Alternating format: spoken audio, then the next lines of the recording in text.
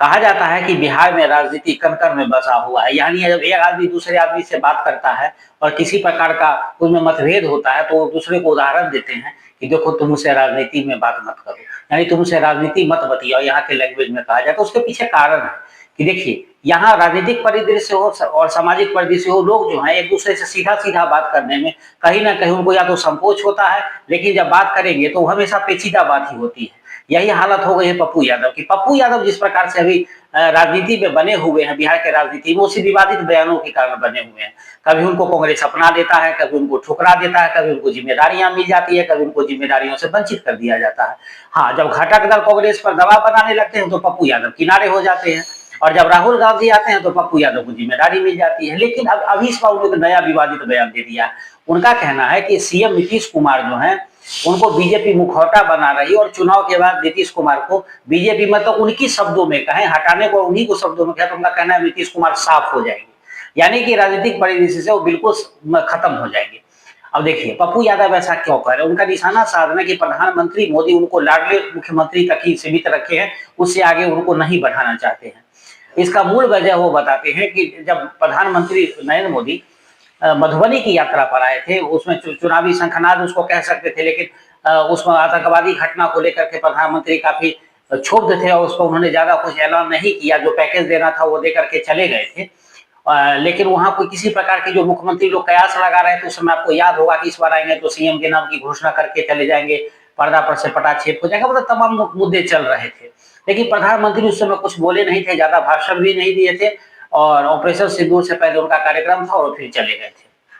अब पप्पू यादव इन्हीं चीजों को मुद्दा बना रहे। उनका कहना है कि प्रधानमंत्री नीतीश कुमार को यहाँ पर ठग लिया था, और उनका ये भी कहना है कि प्रधानमंत्री के साथ साथ, यानी बीजेपी के साथ साथ नीतीश कुमार के पार्टी के कुछ ऐसे लोग हैं जो बीजेपी से मिले हुए हैं, और उनका चाहते हैं कि नीतीश कुमार को किसी तरह इस चुनाव के बाद मुख्यमंत्री के गद्दी से हटा दिया जाए। देखिए, पप्पू यादव नीतीश कुमार के कभी शुभचिंतक नहीं रहे, लेकिन पप्पू यादव को राजनीति की रोटी सेकनी है, अपनी पार्टी जाप को लेकर के वो काफी चिंतित भी है।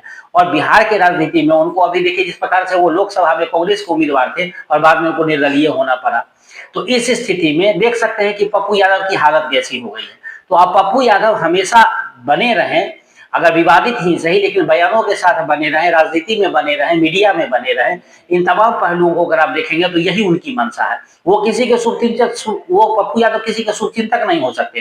कभी वो लालू के करीबी हो जाते हैं, कभी वो नीतीश कुमार के शुभचिंतक हो जाते हैं, कभी वो राहुल गांधी के हनुमान बन जाते हैं, कभी वो लेफ्ट की चर्चा करने लगते हैं, कभी वो सामाजिक परिदृश्य बदलने चलते हैं।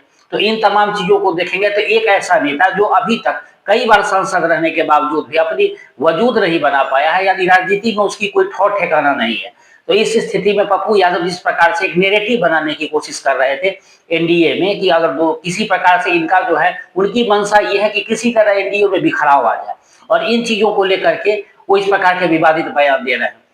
जब जदयू के एक नेता से बात हुई, उनसे पूछा गया कि भाई पप्पू यादव ऐसा बयान दे रहे हैं, तो उन्होंने कहा कि उनकी पहले अपनी क्या औकात है, वो हैं कहाँ और पप्पू यादव है कौन। ये बात एक बार आरजेडी के नेता ने भी कहा था कि पप्पू यादव है कौन। तो पप्पू यादव अपनी या तो पहचान बनाने की बात कर रहे हैं, जानता उनको सब है, लेकिन राजनीतिक रूप से क्या उनको आइडेंटिटी क्राइसिस हो गया। तो इन तमाम चीजों को अगर देखिए तो पप्पू यादव के लिए बड़ी समस्या होने वाली है। और पप्पू यादव जिस प्रकार से विवादित बयान दे रहे हैं और जिस प्रकार की नैरेटिव बनाने की कोशिश करके जनता के बीच में बने रहना चाहते हैं, वो अब समय बदल चुका है।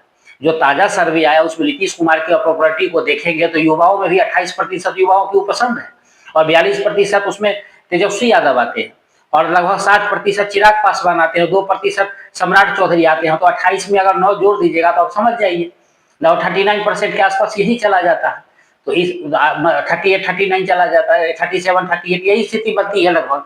तो उसमें अगर आप देखेंगे तो इस स्थिति में क्या कह सकते हैं, नीतीश कुमार की लोकप्रियता कम हो गई है। और महिलाओं में देखिए तो सबसे लोकप्रिय नीतीश कुमार है, तेजस्वी यादव उसके आसपास भी नहीं। तो इस नैरेटिव बनाने से क्या मिलने वाला है। अगर अभी बात करें बिहार की जितने भी मीडिया गलियारे में जितने भी चर्चा है, तो उसमें तो ये बात हो रही है कि नीतीश कुमार दोबारा जो है फिर कम बैक कर रहे हैं, और सबको पता है कि सीएम किसको बनना है। तो इस प्रकार के नैरेटिव बनाने से क्या मतलब बनता है पप्पू यादव को, या उससे उनको क्या मिलने वाला है।